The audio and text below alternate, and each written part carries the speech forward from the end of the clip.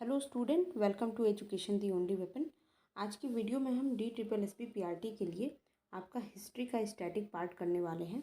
History जो कि आपके जनरल अवेयरनेस में दिया हुआ है कि आपको हिस्ट्री पॉलिटी वगैरह पढ़नी है, तो उसमें से हिस्ट्री का एक बहुत ही इम्पोर्टेंट टॉपिक हम करेंगे, जो कि है आपकी 1857 की जो रिवोल्यूशन हुई थी, जो क्रांति हुई थी।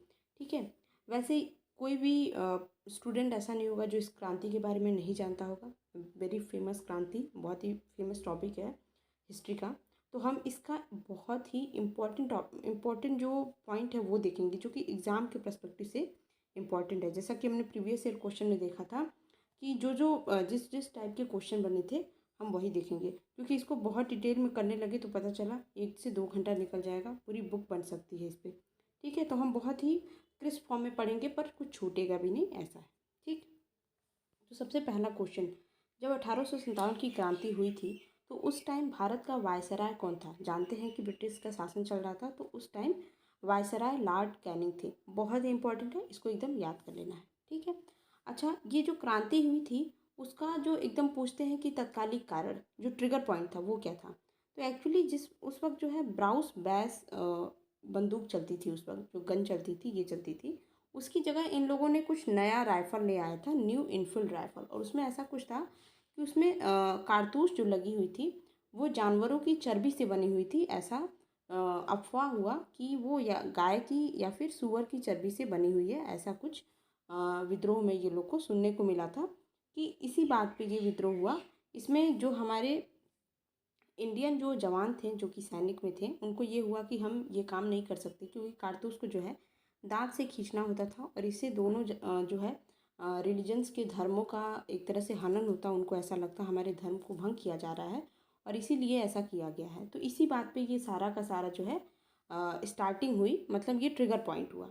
ठीक है, तो आपको बंदूक का नाम भी याद रखना है कि न्यू इनफील्ड राइफल है। ओके, और इसके जो एकदम किस सैनिक ने इसको स्टार्ट किया था, तो ये मंगल पांडे जी थे, जो कि हमारे 29 मार्च 1857 को इन्होंने बिल्कुल विद्रोह कर दिया कि नहीं, मैं ये काम नहीं करूँगा, मैं दांत से इसको नहीं खींचने वाला हूँ। ये चीज़ थी, तो इसको लेके पूरा विद्रोह हुआ और इनके साथ साथ जब इन्होंने विद्रोह किया तो और भी बहुत सारे सैनिकों ने विद्रोह किया था। ठीक है, 10 मई 1857 को क्रांति जो है पूरे अच्छे से पूरे बड़े लेवल पे शुरू हुई और मेरठ में स्टार्ट हुई। तो पूछ सकता है क्वेश्चन कि मेरठ में कब शुरू हुई? तो 10 मई 1857 से शुरू हुई। बात करें भारत का जो पूरा हिस्सा है, इसमें नहीं इन्वॉल्व था। भारत के कुछ कुछ हिस्से बहुत ज़्यादा इन्वॉल्व थे, जैसे कि यूपी वाला हिस्सा, बिहार का हिस्सा और मध्य प्रदेश का हिस्सा। ठीक है, और बाकी जगह मतलब एक तरह से कहिए तो वहाँ ऐसा कुछ नहीं हुआ था। हाँ, मैक्सिमम जो क्रांति हुई थी, जो मेन एरिया था वो था यूपी, बिहार और MP का। ये भी पूछ सकता है आपसे। और विद्रोह का सम्राट, तो जैसे ब्रिटिशर्स के आने से पहले मुगल शासन था, तो उस वक्त जो अंतिम शासक था, कह सकते हैं अंतिम शासक या फिर जो भी जो हमारे बहादुर शाह जफर थे उस वक्त। ठीक, लास्ट जो मुगल सम्राट थे उस वक्त वो थे बहादुर शाह जफर। तो ये पूछता है कि इस समय मुगल सम्राट कौन था, और इनको ही तमाम भारतीयों ने मिल करके जो है शासक घोषित किया। इनके छत्र छाया में चीज़ें रहेंगी, ऐसा घोषित किया गया। तो पूछता है कि 1857 की क्रांति के दौरान सम्राट किसे घोषित किया गया? तो बहादुर शाह जफर को। ठीक है, और इनके बतौर इनके तौर पे जो है नेतृत्व कौन कर रहा था पूरे दिल्ली से, मतलब दिल्ली में ये सम्राट घोषित हुए और पूरे पूरे इंडिया लेवल के, पर दिल्ली में ये थे।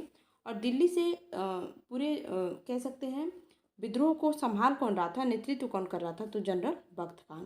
ठीक है, ये हमको याद रखेंगे, इतना ज़रूरी था हमारे लिए कि थोड़ा सा ओवरव्यू। अब हम मेन मेन पॉइंट देखते हैं, जैसे कि कहाँ कहाँ स्टार्ट हुआ और किसने उस विद्रोह को दबाया था, ये सारी चीज़ें हम देखेंगे। तो दिल्ली में बात करें तो देखिए, दिल्ली में मैंने जैसे आपको बताया जनरल बख्त खान यहाँ पे थे। तो इसको दबाने के लिए कौन आया था? विद्रोह को दबाने के लिए जॉन निकोलसन आए थे और हडसन आए थे। जॉन निकोलसन जो थे, इनकी समझ लीजिए जान निकाल दी थी भारतीयों ने, तो ये मर गए थे विद्रोह के दौरान। और हडसन जो थे, इन्होंने सफलता से चीज़ें संभाल ली थी। ठीक है, तो हमने दिल्ली में देख लिया और इसका मैंने ट्रिक बनाया है DJH। ठीक है, DJH आपको याद रखना है, मतलब कि दिल्ली में जॉन और हडसन। ठीक है, दिल्ली में कौन कौन गया था विद्रोह को दबाने? तो जॉन और हडसन। अब हम बात करें कि लखनऊ के, तो लखनऊ का भी मैंने ट्रिक बनाया है LBK। ठीक है, LB के याद रखना, मतलब कि लखनऊ में बेगम हजरत महल जो थी ये मोर्चा संभाल रही थी, और इनको विद्रोह को दबाने यहाँ पे कौन अंग्रेज गया था, तो वो था कैम्पबेल। तो LBK आपको याद रखना है। अगला हम देखेंगे कानपुर। तो इसको मैंने याद रखा है, ऐसे याद रख सकते हैं कनक, हिंदी में कनक, KNK।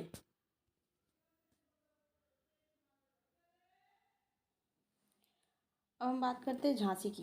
ठीक है, तो झांसी में आपका, एक मिनट, कानपुर में एक और चीज़ आप याद रखेंगे कि कानपुर में नाना साहब थे और साथ में तात्या टोपे भी थे, ये भी मोर्चा संभाल रहे थे और इसमें इनकी हेल्प कर रहे थे। ठीक है, और इसमें विद्रोह को दबाने कौन आया था, कैम्पबेल। तो कनक से आप याद रखेंगे। ओके, अगला हम देखते हैं झांसी। तो झांसी में देखिए, ये तो एकदम वर्ल्ड वाइड है कि रानी लक्ष्मीबाई जो थी यहाँ पे मोर्चा संभाल रही थी, और सर ह्यूमरोज, ह्यूमरोज नाम है इनका, तो ये यहाँ पे जो है विद्रोह को दबाने गए थे। इन्होंने एक कथन भी बोला था रानी लक्ष्मीबाई के लिए कि भारतीय क्रांतिकारियों में वही औरत एकमात्र मर्द है। तो जैसे कि कभी कभी स्टेटमेंट जो बहुत प्रचलित होते हैं, बहुत फेमस होते हैं, कभी कभी पूछ लिया जाता है। ठीक है, तो याद रखेंगे आप।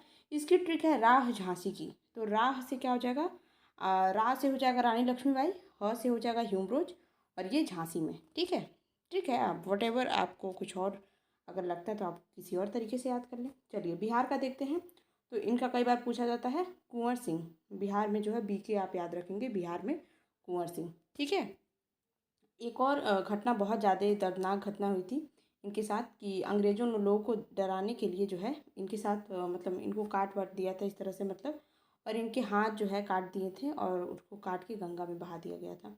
तो पूछ सकता है कि किस स्वतंत्रता सेनानी के हाथ काट के गंगा में बहा दिए गए थे। अगर ऐसा बनता है तो कुंवर सिंह, जो कि बिहार से मोर्चा संभाल रहे थे 1857 की क्रांति का। बात करें हम इलाहाबाद की, तो इलाहाबाद में लियाकत अली मोर्चा संभाल रहे थे, और यहाँ पे कौन सा अंग्रेज गया था, तो जनरल नील। इसको आप कैसे याद रखेंगे, इलाज, इलाज वेरी सिंपल। इलाज मतलब ई से हो जाएगा आपका इलाहाबाद, एल से हो जाएगा लियाकत अली, और जे से हो जाएगा जनरल नील। ठीक है, ये हमारा तरीका हो गया। फैजाबाद की बात करते हैं, तो फैजाबाद से मौलवी अहमद उल्ला जो है मोर्चा संभाले थे। ठीक है, और इसको हम कैसे याद रख सकते हैं, FM। कहीं कहीं मैंने ये नहीं लिखा है, जैसे बिहार में मैंने नहीं लिखा है कि कौन स्पेशल, जैसे क्या था, ब्रिटिशर्स की पूरी सैनिक उतर रही थी, एक तरह से टीम उतर रही थी वहाँ विद्रोह को दबाने के लिए। तो कहीं कहीं पे स्पेशलाइज नाम नहीं लिखा हुआ है कि किसने यहाँ पे अटैक किया था, किस अंग्रेज शासक ने, मतलब किस अंग्रेज सैनिक ने जो है यहाँ पे स्पेशली अटैक किया था। तो वहाँ पे बस ऐसे है कि सैनिकों ने अटैक किया था, ब्रिटिशर्स वालों ने अटैक किया था इंडियंस पे। तो इसलिए कोई स्पेशल नाम नहीं है, तो मैंने यहाँ मेंशन नहीं किया।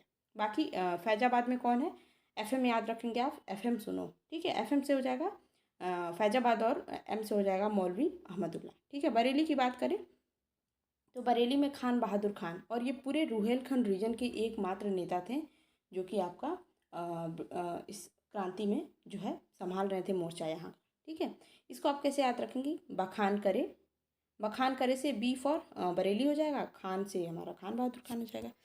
तो ये रहा हमारा टोटल, ये बहुत ही इंपॉर्टेंट टॉपिक है। देखिए, इसे एक क्वेश्चन मैं गिरे हालत में बोलूँ तो भी एक क्वेश्चन इससे 100% श्योर होता है एग्ज़ाम में, अगर हिस्ट्री आपको पूछ रहा है।